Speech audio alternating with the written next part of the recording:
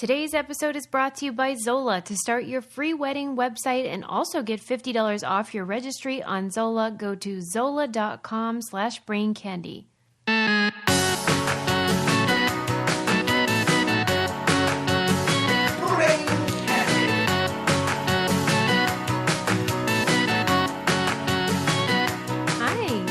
Hello, Susie! Happy holidays to you. Oh, did I sound like a baseball announcer? I liked it, though, even though it's not baseball season. That's right. You know what? Well, we could, say that you were doing Santa. Oh, okay. Oh, I would be different for Santa. What would you do? Hello, Susie! You sound like Ross Geller's Christmas armadillo. Oh, actually, you're probably right. That was not good. That's so funny. Well, hello. It's one of those things where, I'm better in my head than I am in real life, kind of like rollerblading.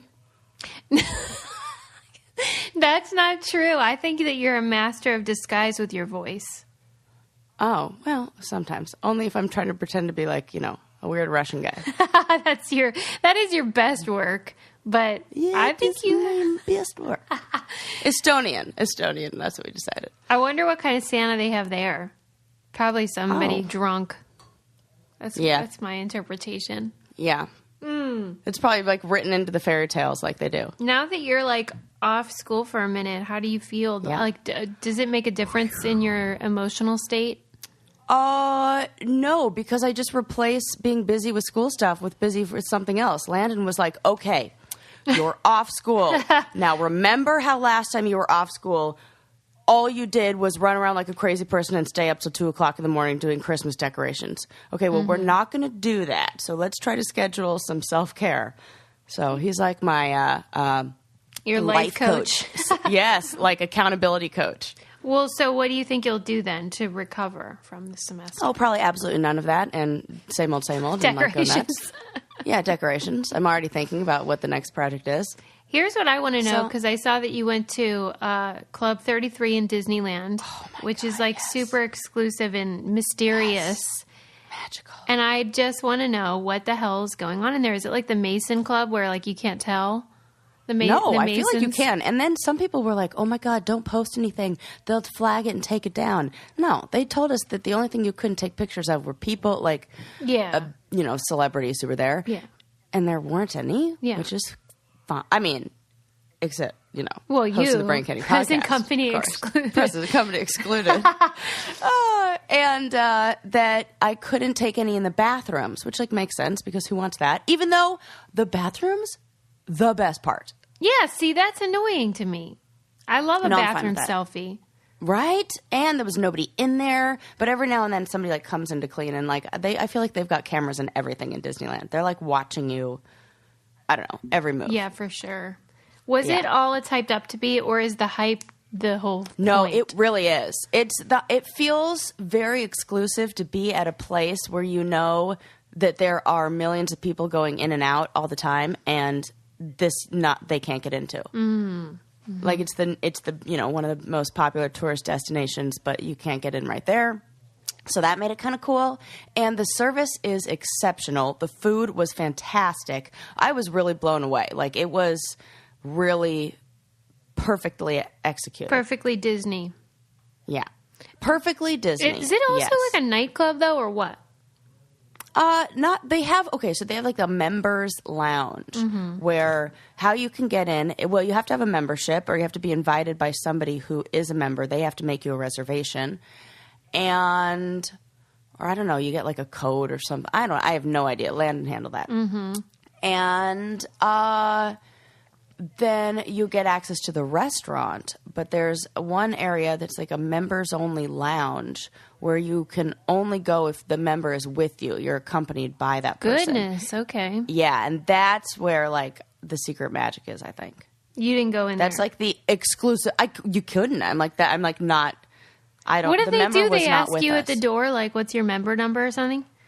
No, they have, It's a secret handshake. Yeah, there was a long check-in process. We waited. God. I don't know if that's part of it. Right. Or if that's just to add to the, totally. I don't know, whatever, So you're downstairs in this what looks like a hotel lobby, but very tiny, like a European hotel lobby. And they have like a little check-in counter, and then you wait in this like open atrium where they have like a pretty staircase and this beautiful tree. And I think sometimes the stairs are open, and that's how you walk up there, and it's all gorgeous and glamorous because it's like spiral staircase. But it was raining, so no staircase. We had to take the elevator. Oh, wow. Also beautiful. But So beautiful. it was. They made a big deal. Like, it gave us a whole little speech about the elevator and who designed it and all this. Oh, my it's very God. fancy. Like, everything is, like, super fancy and all that. Okay. So then you wait and you get, like, a cup of tea or some water and, like, warm hand towels. And then they have somebody escort you upstairs. And then they have somebody else escort you to your table. And it's, like, you know, all very formal. It's a lot of escorting. And, oh, my God, this is my favorite part, which I just want to start doing, like, at my house for people because I think it's the most adorable thing ever. But they had a purse cushion. A purse cushion.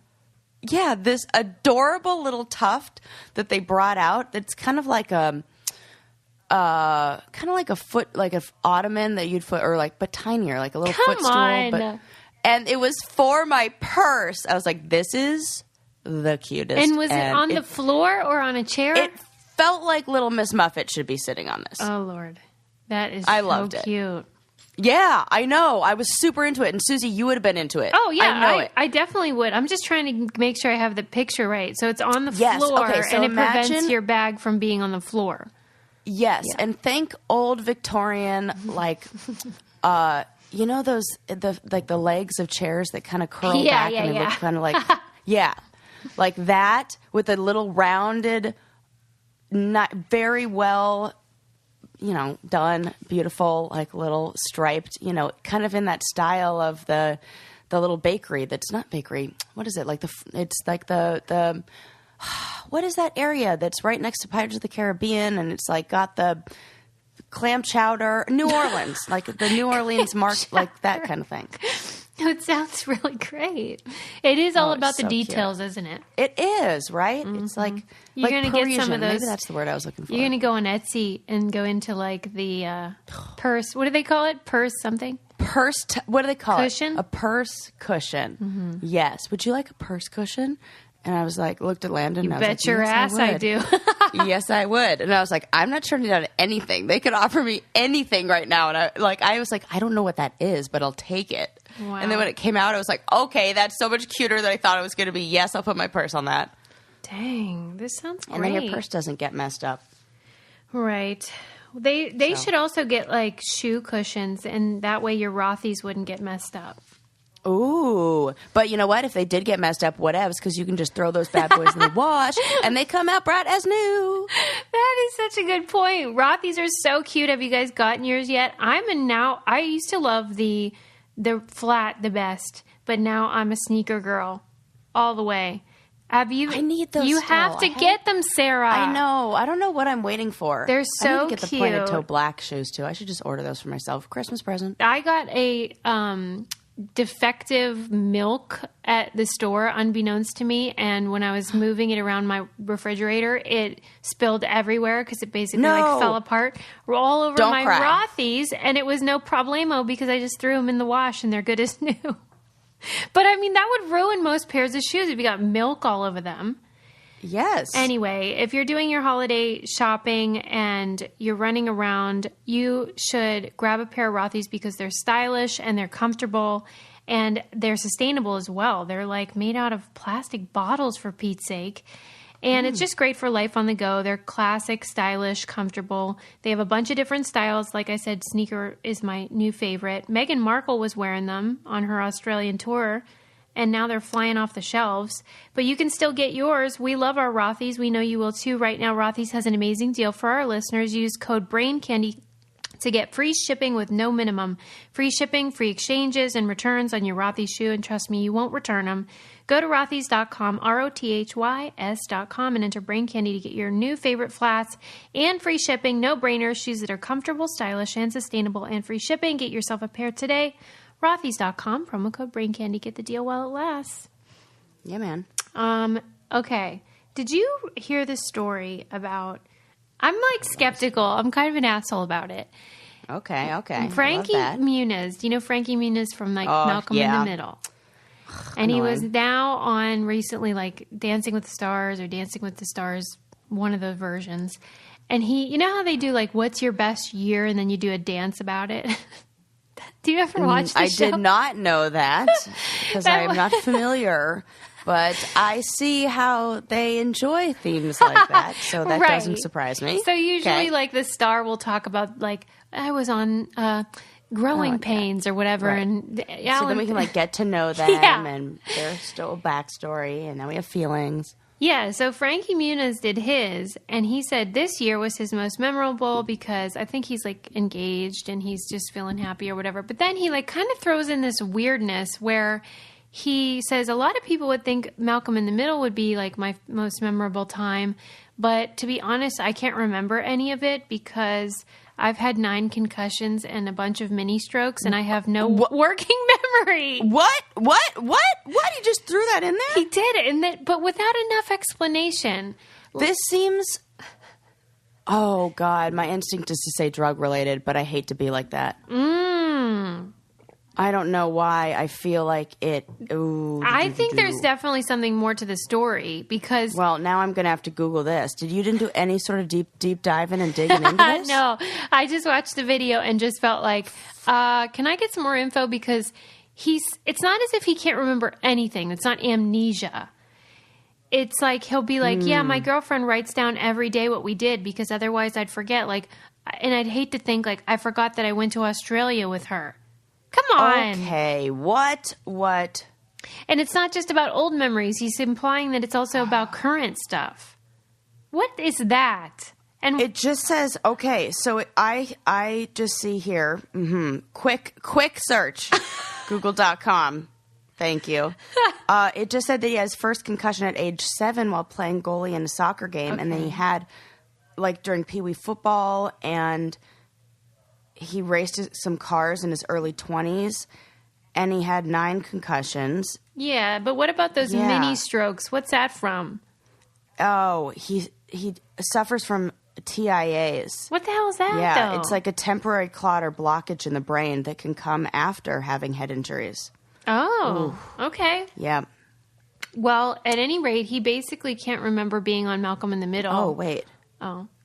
Wait. Mark. Whoa. It says by that, like he went to the ER, blah, blah, blah. By that point, I already had 9 concussions, but concussions don't usually correlate with TIAs. Oh. The doctors did every test. A lot of times TIAs, there's a small hole in the heart that causes it. What? Clots go to the brain, you have a mini stroke. I don't have that hole. Okay, he doesn't. He said he gave up trying to get answers. Ooh, when he realized it was from his crack use. Okay, what is that? What? I don't remember going to the Emmys. What? Okay, we've got questions. This is mysterious. It is, and I need more. Like, what? How much can you remember and not remember? Is it all gone? Because that's amnesia. Come on. No, TIAs. Those are like mini. It's almost like when you have a seizure. Yeah. And you wouldn't remember that brief period of time. Yeah, but that's weird that it's, oh my God, this is he not going to, he's this freaking actor. Like don't you have like, that's really good health insurance. I mean, his advice about it was. Go to every neurosurgeon. I liked his advice, which was that now he can live in the moment and he doesn't care if he remembers it later. It's all about enjoying it at that time, which I think is really cool. But I was still like, what? This is strange. He's like so young. Like TIAs are what my grandmother had when she was like 96. Yeah, but then could she not remember like her whole years of her life as a result? No, that's not weird. As a result. No, I wouldn't be, because that's not how it would work. I don't think it wouldn't be like you don't when you lose memories, you don't lose like clusters of memories. That's what I'm thinking. It's not like it's either episode, like you either lose from in the back or you lose from here forward, or you lose the short term or you lose the long term. It's not like, oh, I lost the memory of this moment and I lost the memory of this moment. There must have been something that happened during that time where he was having inability to form memories. So some damage in the hippocampus or the limbic system. I'm super skeptical and cynical. I'm just like, I think he's overstating this problem. And part of me thinks that maybe this is not like, I wonder if he's saying it's a TIA or if they've actually documented it to be that. I don't think so, because he said in the interview, he goes, I haven't really asked doctors about it. Okay. I think this is more a panic attack. Oh. I think this is stress related, especially because it happened at the Emmys. Like, I think when you go when he's into under like high this trauma stress. panic mode and you're under high stress, then what really does happen is you have the inability to form memories, because that's what they have. It's the fight, flight, or freeze. Trauma, yeah. Like, it's trauma. Well, So I think what he's dealing with is a trauma response, and there's some sort of like serious social anxiety going on. Well, wait till he finds out he was on Dancing with the Stars. Oh my God, wait till he finds out he did a whole interview with Entertainment Weekly about his mysterious illness. Right, and now we think he's a drug addict. Yeah, I mean, now I don't think... Now I'm nixing the drugs thing, and now I think that this is more like social anxiety, and this is like a... but, you know, again, not a doctor, not even a freaking licensed therapist over here, just an amateur. Yeah, we're just talking as humans, aren't we? I just took my last final, so I'm like real cocky. You're always cocky. I know. Who are we kidding? Oh my God, that leads me into my something I have to talk to you about. Okay. Hold that Suze. thought. We got to talk about something that's even more important, which is how everyone should be brushing their teeth with a Quip toothbrush. Ooh. I didn't brush my teeth this morning. You I just did remembered that. not. You have morning I was breath? really rushing. Ooh, and now my mouth feels kind of weird. Oh, I God, think, that's ooh. great. We might have Hope to you have an pause extra so she toothbrush can... there, Suze. Everybody that you're thinking of, like, what could I get them a little something extra that would be a great stocking stuffer? This was on Oprah's O list, so we know it's fantastic. Quip is an electric toothbrush that makes brushing better. It makes it more chic. It's easy to travel with. It mounts to your mirror. You can get all different colors. Best of all, though, is that it has these vibrations, so it tells you when to switch sides. And they send you refills on the heads every 3 months, which, as you know, I've turned into like a whole ritual of like cleansing. And it's my favorite part of owning it. Yeah, you did tell me. You're like, satisfying. just wait till you get to clean it. It changes everything. But it's such a great toothbrush, and it looks so great in your bathroom or easy to travel with. That's why we love Quip, and why we think Quip is a great gift as well. And they have over 5,000 verified 5-star reviews, including one from Oprah. So what more do you want? Quip looks like a big-ticket tech gift with a stocking stuffer price starting at just $25. And if you go to getquip.com/braincandy, right now you get your first refill pack for free with a Quip electric toothbrush, but you don't have to tell your giftee that. That's your first refill pack for free at getquip.com/braincandy. I cannot wait to hear your story. Let's hear it. Oh, you got me thinking that how stocking stuffers are my favorite part of Christmas. This is something I associate with you. How you had to, stocking stuffers? Yeah, you told Landon, like, listen, buddy. He better not mess it up this year. Love stockings, and you like put deodorant and stuff in there. It's real weird. I do. Like, I don't know. I put everything. Like, it's real fun, and then sometimes fun stuff. I did it for my brothers. Put some poopery in there. Poopery. Yeah. Tell me this story. I'm dying. Okay. I am so equally fascinated. Okay. Oh my gosh. Let us see. I just want to hear your take. So, you know about the 5 big personality types? Yes, I do. Yeah. So there's extroversion, openness to experience, agreeableness, conscientiousness, and what's the other one? Neuroticism. Mm-hmm. All right. So that has been like the blueprint for personality types, and people have been, but all studies that have ever been done are kind of limited with, like every study, with sample size and like collection method and all this stuff. Well, thanks to the internet, researchers at Northwestern were able to sample 1.5 million people for this study, and they categorized personality types. and found out through narrowing them down first into, I think it was like 16 subgroups. And then from that, they determined that everybody fits into one of 4 categories now. What? Yeah. Okay. And this is, oh gosh, now I have to find the list of the exact 4. That's a lot of people. But wait till you hear okay. what they are. Oh my God. Wait, where did? Why is it blowing your mind? Give me that info. Because once you hear the last one, you're going to be like, oh gosh. Okay, so let me see. Okay, here they are. Okay, so you fall into one of these 4 categories. You're either average, right? That's what the majority of people fall into. Okay. This category of just regular. Norms. I knew you were going to love this. That's hilarious. Because you're like, all I want is for my kid to be average. Well, studies show chances are good. Odds are he's going to. It says average people are high in neuroticism and extroversion while low in openness. Yes. And this is the most common personality type. Okay, I'm into it. So neurotic, a little bit extroverted, but not very open to new things. Okay, I'm into this.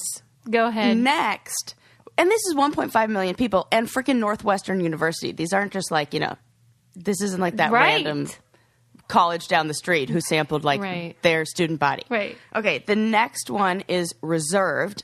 The reserved type is emotionally stable, but not open or neurotic. They're not particularly extroverted, but are somewhat agreeable and conscientious. Okay.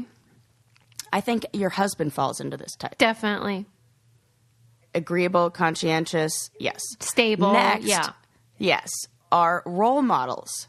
Role models score low in neuroticism and high in all other traits. They're good leaders, dependable, and open to new ideas. Okay. I'm dying and about the last what the fourth one is. Self-centered. Oh my God. Once I heard the people, first 3, I'm like, well, I know I'm the 4th. What? Oh, self-centered people score very high in extroversion, below average in openness, agreeableness, and conscientiousness. So if you're not very open, not very agreeable, but very extroverted, can you define conscientious, though, in that case? Conscientious is like caring for others or putting others' needs before your own. Oh, okay.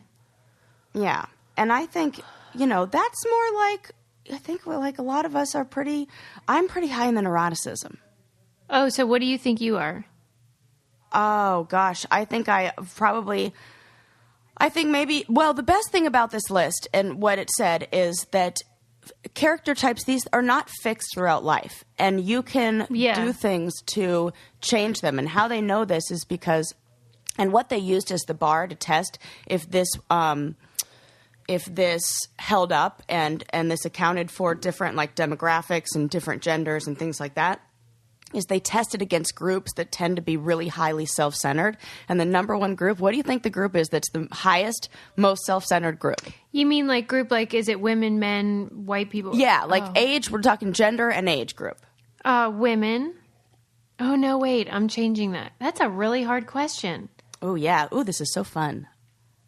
I guess white men. That's what we'll always say. But what is it? Well, it's good. You're close. It's teenage boys. Oh, they're the most... Those assholes. Yeah. So they tested against teenage boys who tend to rate the most self-centered, and sure enough, it works. And they're the group that's most... Where did you read this? I am so obsessed and need more. Okay, I read it at... like the link came up in some sort of psychology, thing that I get subscribed to. We'll put it in the newsletter. I'll put the newsletter in because I have a YouTube video about it. Okay. So Northwestern is doing a whole thing on it. So you can go to news.northwestern.edu and it'll take you right there. But I'll also link... I'll send it to Delia right in this second. I have a YouTube video that's by the researchers that talk all about this and what it means and the test and how these things like play out. And conscientiousness, the tendency to be careful, on time for appointments, to follow rules, and to be hardworking. Yeah, because that's I identify most with that trait. But Yes. that doesn't fit with the self-centered thing, which, most reality So people what would be.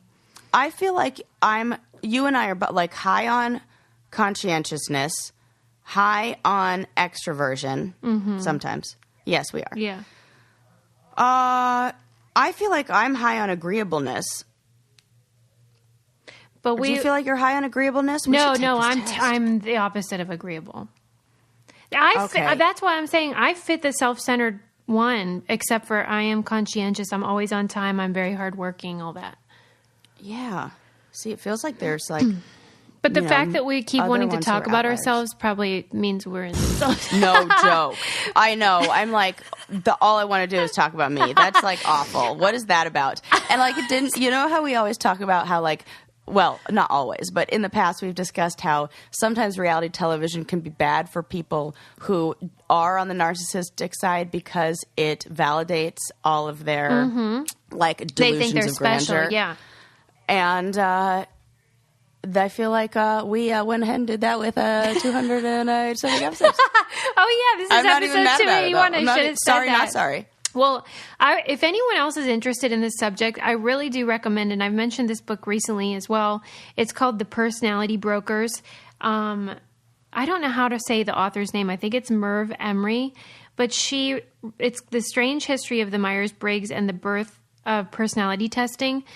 It's just a really deep dive into the history of this study of personality and how it's Carl Jung's sort of the father of it, and how it's been marketed now as this weird money-making kind of like scheme almost. But we all have this urge to know more about ourselves, so it really plays into like the kind of ugliness of humanity in a way. You know who the research was funded by was one gift from like a private family. I met Mac and Leslie McQuan. I don't know who they are. But the other people who supported it, the Department of Defense and Army Research Office and the National Science Foundation. Interesting. Right? And I really like that Northwestern added who funded it. And that's interesting. I feel like those are two... Like the National Science Foundation and the Department of Defense and Army Research Office. That sounds like there's something to this. Yeah, that's really interesting. And I look forward to reading watching the full video or whatever, because that's like... Dude. I don't know. 4. Do you think this is a way... Okay. Ooh. I'm going to go and get all Black Mirror on you right now. Okay. Do you think that this is a way... Like, how everything's about data collection... And you can tell by a person's shopping habits and what they look for and what they research and what they're reading and all this stuff. You can pick up personality traits and you can look at things like extroversion and openness and things like that. And do you think this is almost a way of categorizing and sorting people to then be able to say, this is what we're going to market to these people. This is the kind of news we're going to drive to these people. What the actual F? That could be really... I mean, I don't think I'm off base with saying that. No, it could... All things like this could be used towards bad ends. That's for sure. I mean, if they're marketing me like feminine hygiene products in and around my period... Right. Like, they know why what's wouldn't up. they be able to... Yeah. Why wouldn't they be able to like do... Well, I noticed Department of Defense and Research Office. Speaking of feminine stuff, I noticed you were using the HERS site to buy some BC birth control. Oh, I'm on it right now. Just took it this morning, keeping consistent with taking it at the same time every day. Oh my gosh. Go ahead. Go ahead. No. First, I have to say it comes in an adorable hologram pouch that makes it really fun. And it also is bright and shimmery, and I don't forget. See, that's the thing. I was impressed watching you sign up for it, because the HERS site allows you can get anti-aging skin products, you can get birth control, you can get stuff for libido. They have really awesome stuff. But watching you do it and how easy it was for you to just like... So simple. As compared to going to your doctor... Well, and then the doctor emailed me and he's like, hey, would you like to try these? And I was like, the one that has worked for me in the past was this one because I like how it does these symptoms. And he was like, cool, no problemo. Based on your health record and everything, this is fine. And if you need any help and blah, blah, blah, and please call this. And the response was like shorter than what I would have waited in the freaking waiting room. It's so simple. And that would have been 2 appointments. Yes. And now, like, I got the skin stuff because I want to try the anti-aging. I need all the help I can get. But they have this stuff for if you have a lower libido, which so many women struggle with this. It's called Addyi, Addyi. It's an FDA-approved drug for low libido. That's recently came out. Am I pronouncing it right? I don't know, but I know that we've talked about this in class, and this is like it's fantastic on the front for women. end. Yeah. It's so easy. You just go on, you give your medical history, and like in my case, I had to do a selfie to show my skin. But it's so easy. And if you, our listeners will get free shipping on hers by going to forhers.com/braincandy7 right now while supplies last. So you can see the website for full details, but go to forhers.com/braincandy7. That's forhers.com/braincandy7, forhers/braincandy7. It is such a great site because who has time to go to the doctor all the time, you know? Nobody. I'm over it. Yeah. Anyway. No way. Give it a try. Go check out what they have. You'll love it. Anyway, that personality stuff is freaky. Yeah. You know what? There were so many people that were tested. This is also freaky. Maybe it's not. Maybe I'm being mean about it. Are you familiar with umbilical cord jewelry? Oh, hell to the motherfucking no. That's no. No. Here's the rule. If it falls off your body, it's not supposed to be on your body. There's the rule. You don't puke and save it. You don't take shit and save it. Sarah, people are going to be so mad. That's going to be next. Why? Why? Because they want to celebrate how the umbilical cord is the way that you nourish your baby when it's in your womb. So it's a life source, right? So, like, I think there are other ways to celebrate it than wearing it. So, no. To people who don't know what it is, when you have a baby and the baby has an umbilical cord stump attached to its belly button for about 3 weeks after it's born, and then it just sort of scabs over and falls off naturally. And what a lot of women are doing, and this is like a lot of women, they are saving it when they find it's fallen off, and then they're getting it made into like a necklace that they wear.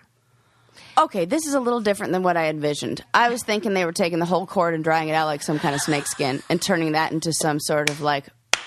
I really did. I was like, is it like an animal hide where now they're like braiding it? I was picturing something very different. Like a snake skin, she said. I was thinking it's like an empty and like that. It's a thick membrane. Oh my God. You can that would like dry. Like I just had a different mental image. Now, here's where I draw the line is like with wearing it. Like, I don't think that, because it doesn't, I don't think like, outward displays are a way to, like, you have to think of what's the intention behind it. Yeah. Like, if your intention is, I would really like people to ask me about this so then I can go on a 15-minute rant about femininity and how we need to be honoring the umbilical cord. Yeah. Then that's not, then you need to do that in a different way, I think. Or whatever. Well, but, like, be honest about why you're doing it. I will say if they aren't ugly. They're pretty. Save it. Like, because I'm all about saving things. Like, I have a feeling I'm going to save, like, my baby's first teeth that fall out. Yeah. Like, I'm all about that. I'll save the umbilical cord. I'll save a piece of hair and everything. But I'll keep it in a little memento box tucked away for, like, just me, not to, like, share with the world. I don't know. Well, that's, like, a weird one One thing that's really... Don't at me. No, they will, though. Because they'll give you all the reasons why, for them, it was important. Also, I'm not a mother. As soon as I have a baby, just like I said I would be, like, not neurotic, and then I, like, freaked out about nail polish. I will... 100% chance I will go back on 99% of everything I say. I'll be crazy. I'll do weird shit. I'll like, who knows? So this is being like, I am not ovulating right now. So there's like no baby. Yeah, you're not feeling it. I mean, No. This for me falls under the category of not my cup of tea, but like whatever you want to do, I don't really care. But they actually are not ugly. If you didn't know what they were, it wouldn't freak you out. And I think one thing that they liked about it, the people that bought them, is that they're all different. So if you have different kids, all of them look different when they're put into the jewelry. And so it's kind of beautiful that whatever. And that women do work their butts off when they're pregnant. And so they want to kind of have a memento that says, this is the thing that kept my baby alive for 40 weeks or whatever. Okay, I'm softening. But I do find it a little gross. I'm not going to lie. It's just, I'm just like, keep the body stuff that you lose. By the way, I read a follow-up, just came through my feed. Remember how we were just talking about cannibalism and like how you want to eat babies alive? Yeah. And how there's that thing in you where you're like, I just want to eat you. Yep. I gotta bite your little leg. There's a name for it. It's called cute aggression.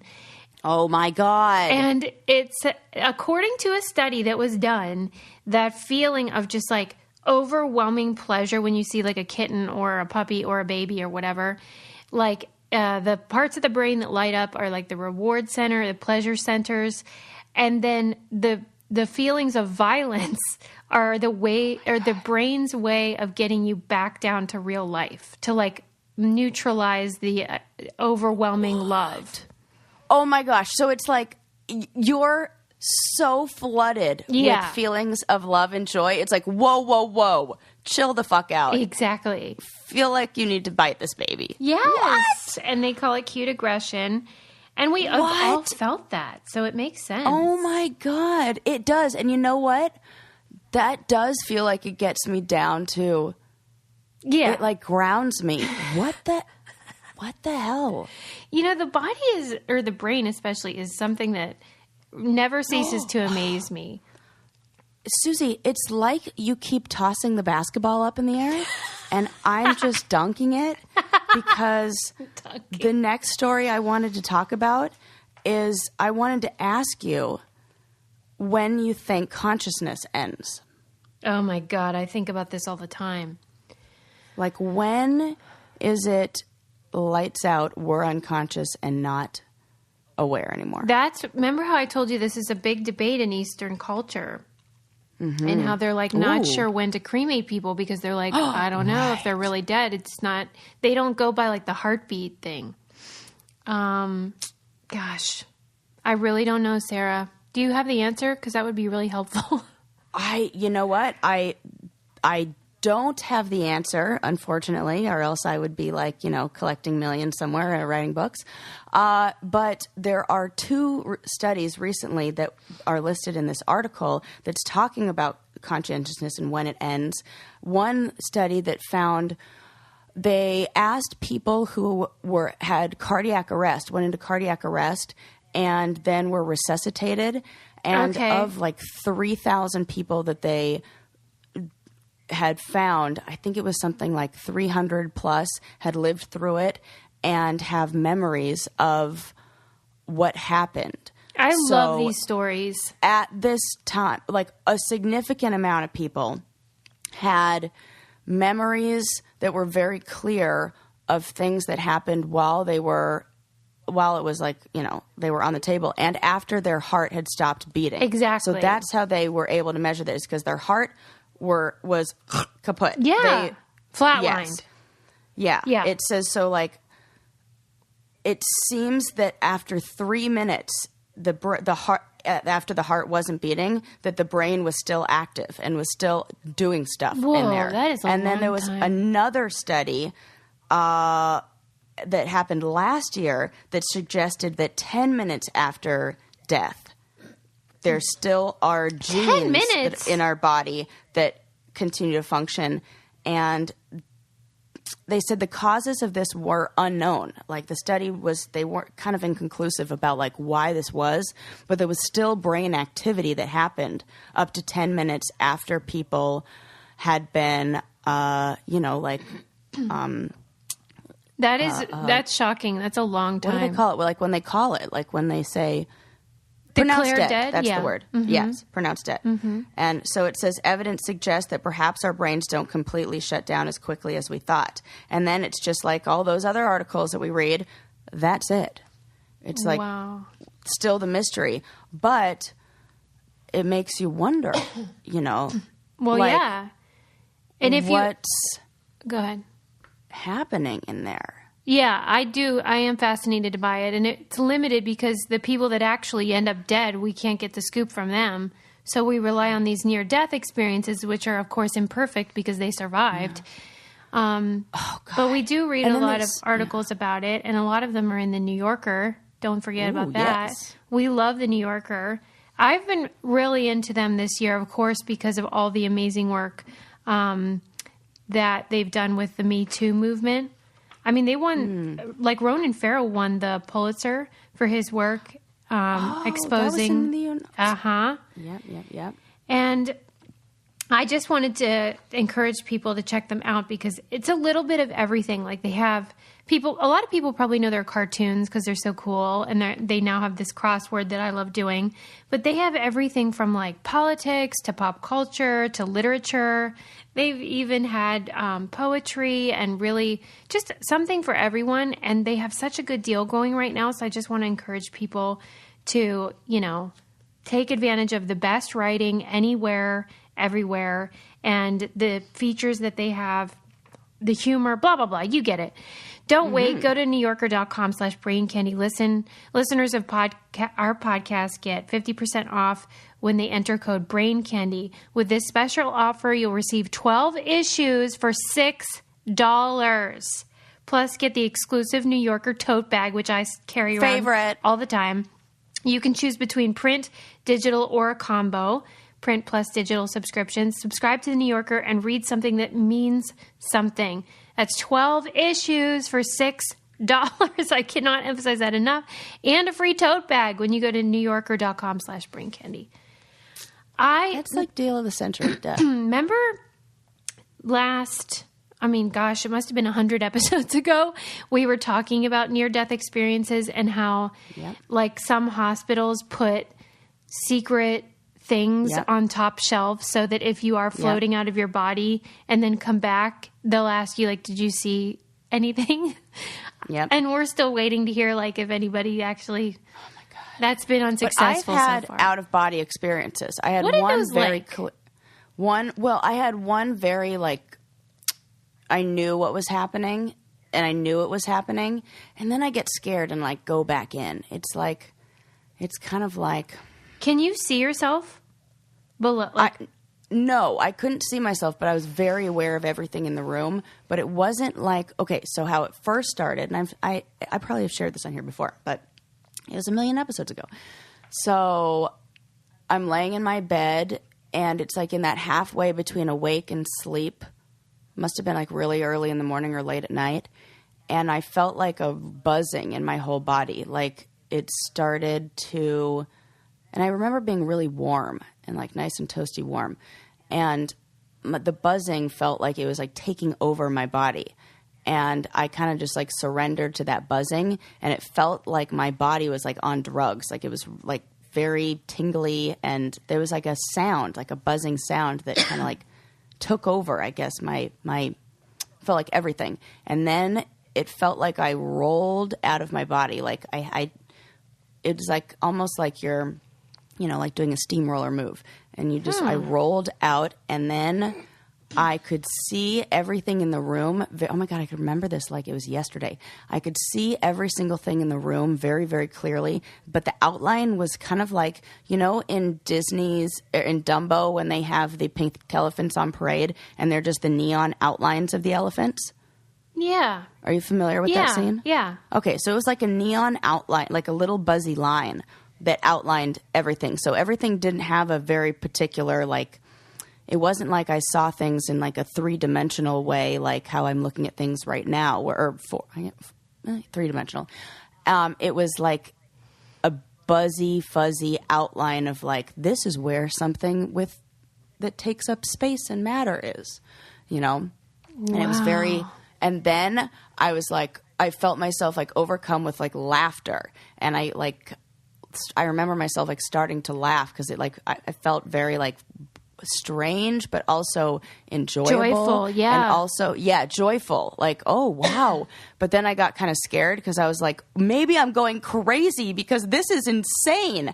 And I felt like I got sucked back in, almost as if like you did like an explosion in reverse. Like if you played a video of an explosion but played it backwards and you went like... and like got sucked back in. That's what it felt like. It felt like I existed in that whole room and I wasn't just a person or like a solid thing. I was like space. And then all of a sudden I got sucked back into my body. And then I woke up and I remember like laughing and then being overwhelmed with like, holy shit, what was that?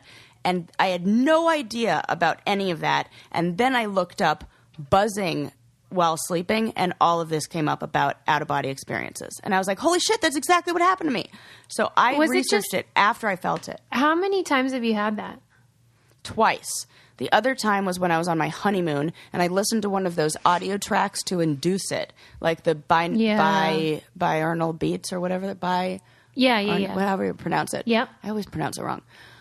But I listened to that, and I induced it, and I felt like it was too much too fast, and it kind of scared me. Yeah. Like I went to that place where I had like sleep paralysis. Oh, I remember where I was that. like screaming, but I couldn't move, and it was so uncomfortable. And I was like, shit, I messed with fire, and I got burned. Wow. So I was like, fuck, you got to do it. You're like highly susceptible to suggestion too. So like you really open up your mind. And all that. Yeah. I can clear out, some space in my mind pretty. I think it's just because I have a really active imagination and I can kind of get that to like, I just think about things and I can like feel my brain thinking. Well, I'm jealous. Like I want to do where in it. my brain it is. I think you could just practice. All right. That's what they say. And make, I mean, what's the advantage, though? What do you think it helps you in any way? Ooh, well, is it calming or something?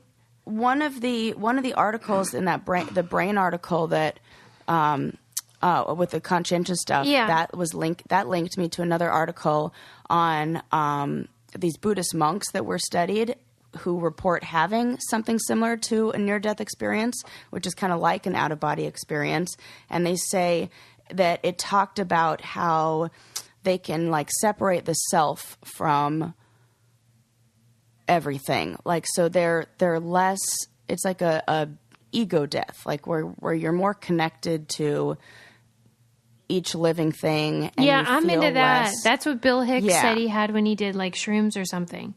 Yeah. It's the same thing. Well, and that's this difference between like doing it en natural and doing it with drugs. Like, you can get to the top of the mountain multiple ways. Sure. You can climb a mountain or you can take the tram.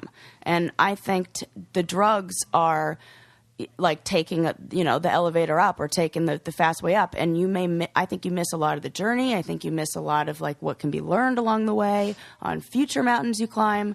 But you can get to the top.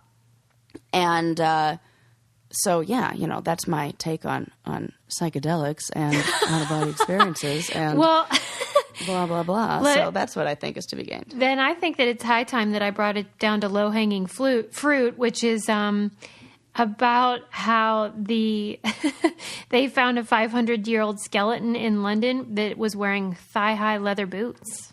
Get out of town! They do say it's the oldest profession. It was a man, though.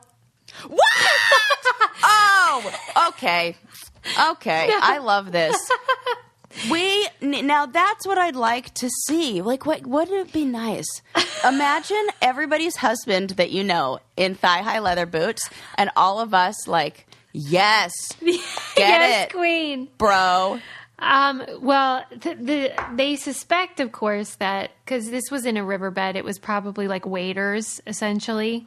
He was probably a fisherman using them for that That's purpose. Exactly what it was. But it's so cool because this 500-year-old skeleton, like I guess it's leather, stayed intact. So it's like the skeleton is still wearing them. Oh my God. I want to see that picture. That's cool. Awesome. And, everyone's doing these tweets like, because the name of the article was like, 500-year-old skeleton found wearing thigh-high leather boots, and people would write like, me waiting for you to tell me whether you're going to come out on a Saturday night. But I just love it. Oh, that's so funny. And then also, I feel like we need to mourn well, you know what? Let me talk about this first. Let me talk about if you happen to be getting married.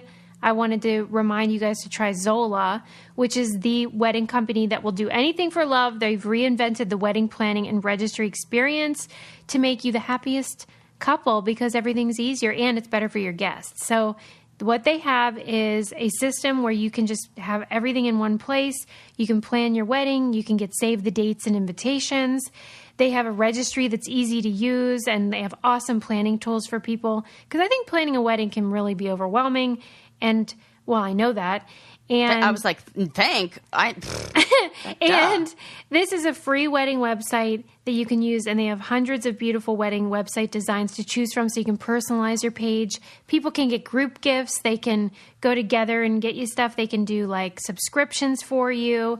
But the save the dates and invitations are really cool because they have tons of options that you can choose from and themes and things like that. And you can go to their website to start your free wedding website or registry on Zola. Go to zola.com/braincandy. That's ZOLA.com/braincandy. Just go there, start your website and registry, and then you get a discount on stuff afterwards, 20% off on the remaining gifts on your registry when your wedding's over and maybe people didn't get you everything. You can, get a deal on the remaining stuff. That's the best. Just fill it with everything and then you could just get it. But I say all that because it reminded me this story. I'm mourning the end of a relationship between the 300-year-old pirate ghost and his beloved bride. Do they need a we're getting divorced cake? I mean, if those two kids can't make it, who can? If you can't make it work with a ghost? Their relationship sank. You're welcome. Boy, when you're not in school, Sarah, you are on it. Yep. There you go, people. That's a breakfast joke. The Irish woman who married that 300-year-old ghost pirate says they split up. And the article was so funny because it said it's a real, kick in the teeth for him because he was executed for thieving 300 years ago. I mean, it's really, he can't catch a break, basically. I mean, how long do you have to pay, like, alimony if you're undead? Undead. Yeah, because I bet he has a lot of till booty. Death do we part, but so maybe they didn't use Zola. By the way, I said it was a breakfast joke because it was the most important joke of the day. Okay. So I wanted to make sure people understood that because they were probably like, it's not a breakfast joke, it's a pirate joke. And then I'd have to be like, no. I'm so sorry that I didn't get it, Sarah. Oh, it's okay. Sis, you laugh plenty hard at other jokes. And I was reaching. That's what happens when you're... By the way... self-centered. This loogie that I have in my throat is driving me crazy, but I found out recently because you don't have tonsils, you really can't hawk up a loogie.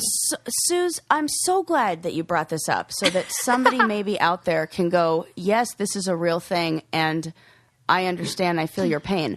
I know that it's because I can't get enough, like, traction for it to, like... Definitely. It's terrible. And I can't. It's, like, stuck there, and it's really freaking uncomfortable. And it's like a kid, like babies, before they learn how to do that, and they, like, choke on their own, like, mucus. Do you know of this? Yeah. How, like, babies can't clear their throat, so they're like, oh.